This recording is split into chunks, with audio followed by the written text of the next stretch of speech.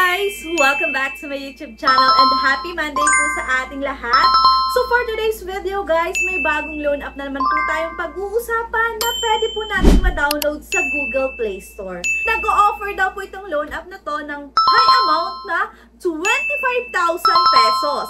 And meron din daw siya dito mga diverse loan products that meet all our financial needs. Quick and easy, no additional fees daw ang sabi pa niya dito guys.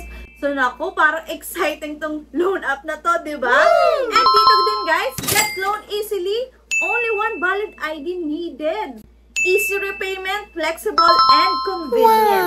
Ang ganda, diba, na kanyang mga ino-offer sa kanyang ads. And ngayon nga guys, atin muna siyang sisilipin at ating aalamin kung ano nga ba talaga yung ino-offer ng loan app na to.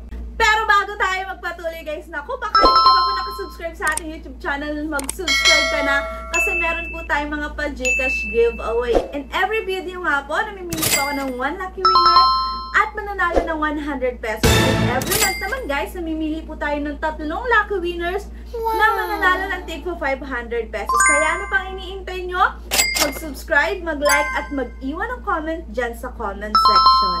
Disclaimer muna, hindi po tayo agent or promoter ng any online lending application na ating nire-review dito sa ating YouTube channel. So, nag-share lang po tayo ng ating personal experience kung paano ba mag-loan dito, ano ba yung mga tamang expectation nyo sa mga loan app na nakikita po natin sa Google Play Store o Mapa App Store man. So, for today's video nga, ang pag-uusapan po natin is si CashGuard Easy Cash Online na under po ni Hibay Spartech PH Lending Incorporation na meron na po ngayong 4.7 star and 15K reviews.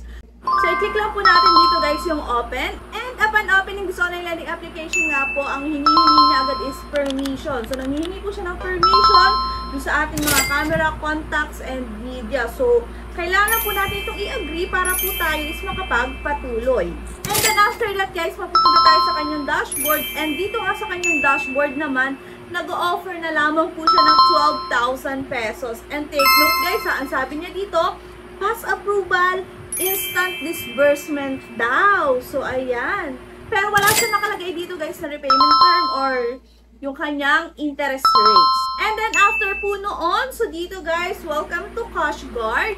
So ilalagay lang po natin dito yung ating phone number and click lang po natin yung get code and then click continue. Okay, create din po tayo dito ng password which is 6 to 15 characters. And then after po noon, confirm lang po natin. And then babalik po ulit tayo sa kanyang dashboard na kung saan guys, ang offer na lang is 10,000 pesos. And kung makikita nyo guys, dito sa may bandang baba, meron siyang feature products. So, popular products and new product. Pero ang i-click ko muna dito guys is yung apply now. So, narito na po yung mga information na ating pipil-upan. So, unang-una guys is personal information. So, alam na natin yan. Pero guys, take note lang, meron siya dito o nanghihingi siya guys ng social account. Whether it is Facebook, Viber, WhatsApp, or Skype. Pero mamimili lang kayo guys dito kung alin yung inyong ibibigay. Pero make sure nyo lang guys na wag yung Facebook ha. So ayan, Skype na lang guys, diba?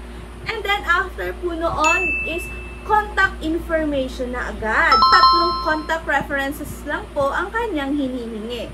And then make sure nyo din guys, nakakilala nyo lang po yung inyong ilalagay.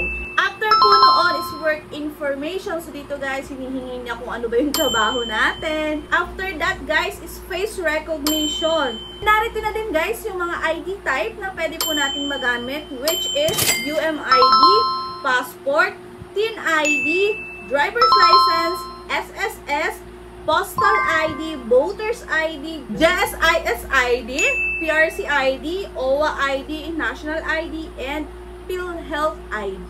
And after nun guys, narito na yung mga offer o mga product list na offer po ni CashGuard.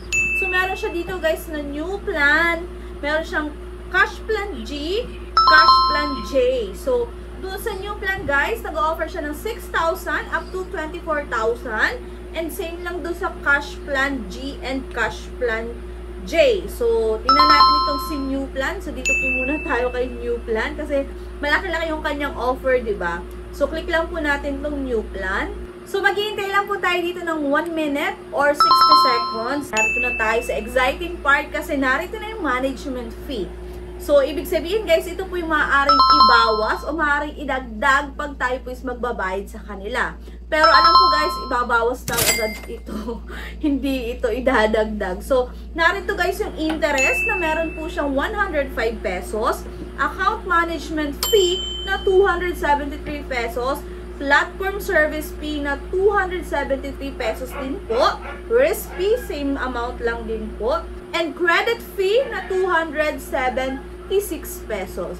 So, kung pag-a-add din natin siya guys, so meron po siyang total ng 1,200 pesos. Ganun kalaki guys yung management fee dito ni CashGuard. So, ibig sabihin guys, dun sa Cash Plan E na offer na 3,000 pesos, meron agad siyang deduction na 1,200 pesos.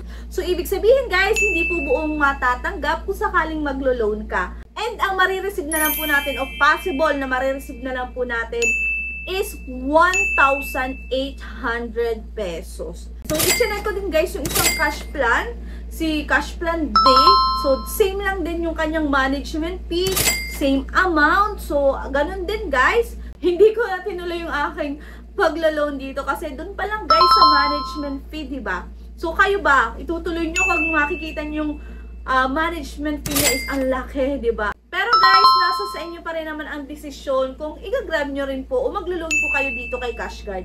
So, ngayon, at least, alam nyo na po yung magiging expectation niyo o ano po yung i-expect nyo dito sa loan app na to o ano ba yung mga deduction o magkano ba yung management fee niya, diba? And take note din guys, wala po siya dito nakalagay kung ilang days. So, wala siya nakalagay na repayment term. So, hindi natin alam kung ilang months o ilang days, diba? Pero alam ko guys, 7 days lang to. Promise. Oh, no! So, ayun lang guys. Yun lang po yung video natin for today. So, sana po nabigyan ko po kayo ng konting information about dito kay CashGuard, and sana natulungan ko din po kayo ng pagde-decide kung mag-grab po ba kayo ng mga ganitong offer o hindi. So, yun lang guys.